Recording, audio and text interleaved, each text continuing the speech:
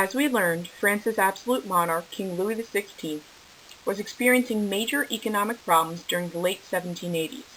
He was struggling with debt from supporting the American Revolution against Britain, even more debt from previous absolute monarchs, and he was struggling with the fact that banks had stopped lending money to his government. King Louis XVI tried to raise taxes on the first and second estate, the clergy, and the nobility, in order to raise money to fix France's economic problems. However, the first and second estate had never paid taxes before, and they refused to pay them now. Louis's economic problems, combined with a famine that struck in 1788 to 1789, were quickly turning into dangerous political problems. In May of 1789, King Louis XVI called for a meeting of the Estates General. The Estates General is similar to England's Parliament. It was a group of lawmaking officials who could make suggestions and plans about laws in France. It was divided into 3 groups based on the 3 estates. Each estate got 1 vote, and Louis had called this meeting of the Estates General to help raise taxes. The king wanted the Estates General to agree to new taxes for the first and second estates. However, the nobles, the second estate, wanted to use the meeting of the Estates General to weaken royal power and to try to take control of the government from the king. The second estate made an alliance with the first estate, the religious officials or members of the clergy, and they easily outvoted the third estate to stop the king from being able to raise new taxes on them. The third estate was very frustrated. To start off, they were the only estate required to pay taxes.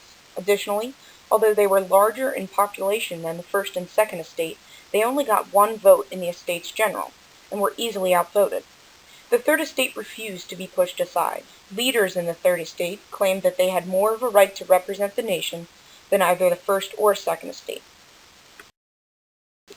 On June 2, 1789, the members of the third estate arrived at the Estates General, only to find that they had been locked out.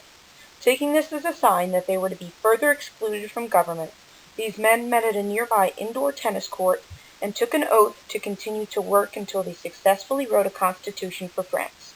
Remember, a constitution is a document that organizes the government and creates rules or restrictions that the government must follow.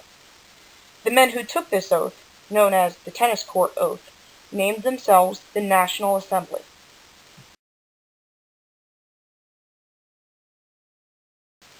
The National Assembly continued to meet to work on a constitution for France that would give more rights to the third estate.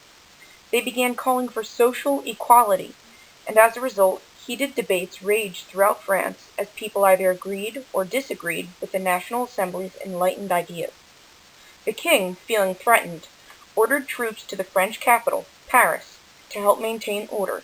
He also sent troops to protect his palace at Versailles.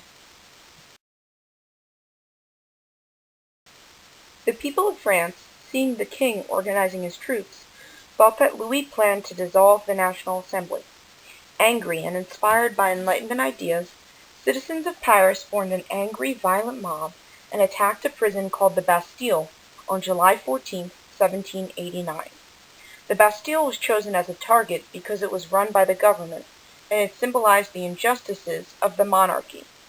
The mob, armed with axes, tore apart the prison to free the prisoners, but 98 rioters were killed by guards.